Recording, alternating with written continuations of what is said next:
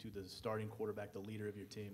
Well, he's somebody he wasn't soft-spoken, but I'd say he was somebody who really kept himself and really just stayed humbled and stayed down till his time came. I feel like him and Coach Luke are in really the same situation. And some would say, they didn't expect this to happen immediately, but they were prepared for the moment when it did happen. And when it did happen, they seized it and took the most out of the opportunity. And I feel like Jordan did the same thing. He came in, Shea got injured at LSU. He came in halftime. He already did a little good job, and then at the end of the game, he was, putting himself together as, his type of the quarterback he wanted to be. And definitely throughout the season, you see in Kentucky game, at the last moments, we already knew the type of guy Jordan was, but it just showed on the field now, when the crunch time came and when everybody trusted him that he could make the right decision, he can make the right reads, and he definitely could, lead us to victory. And that's somebody we definitely needed as a quarterback, and that's something that we definitely got. And I'm just proud of him for doing that and proud of him being himself throughout the whole process. Of course, SEC quarterback is going to change you a little bit. It's the proudest you're starting SEC quarterback, and especially SEC West at a great university, but he definitely did a great job, and I'm definitely proud of him. Go to the second row, left side.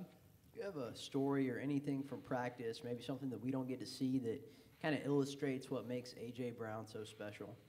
Just the work he puts in, the whole receiving corps as a whole, NWO, they do a great job of doing more even when, it's not expected of them. Even when they do more, they take it to the next level, and they're late at night, holidays, weekends, off days, doing the most. Like, I can say that group probably works the most, work the hardest out of everybody on our team, and that's something I aspire of my group to step it up and match that level of intensity. They just set a standard for the team where we all want to be.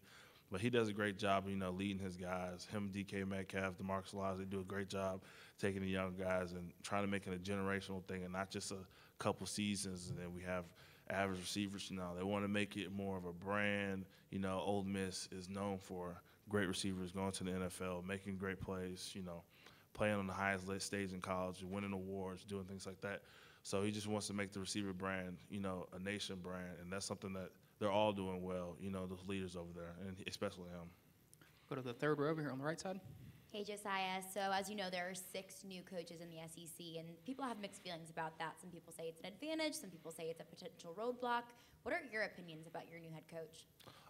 Coach Luke is definitely somebody who bleeds Ole Miss vein to vein, so he's somebody I feel like definitely deserves the job, but deserving it in this league is not enough. You really have to earn it, and I feel like everybody knew who came into the league as coaches. They have credentials. They've earned it. Mississippi State's new head coach, he was a great offensive coordinator at Penn State. Jimbo Fisher, he's been great at Florida State. He's been to national championship, won a national championship. So these guys new guys coming into the league, they always have expectations they want to come and, get wins in the SEC. That's the ultimate goal in college football. So if you can do that at the highest level, that is your ultimate goal to get to. And Coach Luke is at that ultimate goal. He definitely wants, to prove that he belongs here. And we know he belongs here, but he definitely proven to everybody in the nation that he definitely belongs here. We'll go to the camera position in the back right. Josiah, how does it feel to finally have some normalcy and stability going into a season as opposed to years past with all the clouds hanging over? Well, for some reason, I'm used to unstable conditions just throughout my whole life. So I know things can change at an instant. It's professional, as amateuristic as the sport is. It's very professional.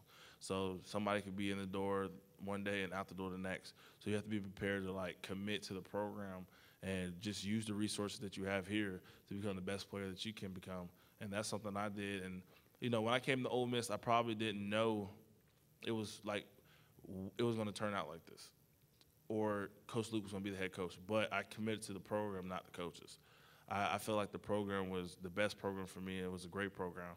It was somewhere I could flourish as a player, as a student athlete, as just a man, period. So I feel like, it turned out the way I wanted it to, and I'm really happy with the choice I made down the line.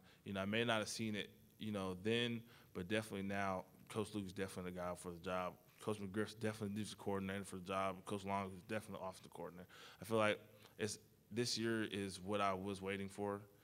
Definitely, we've had great players, we've had great coaches, but now this year I feel like everything's going to go in a circle. Again, if you'll raise your hand, we'll get a microphone to you for any other questions. Nothing else? All right. Thanks, Josiah.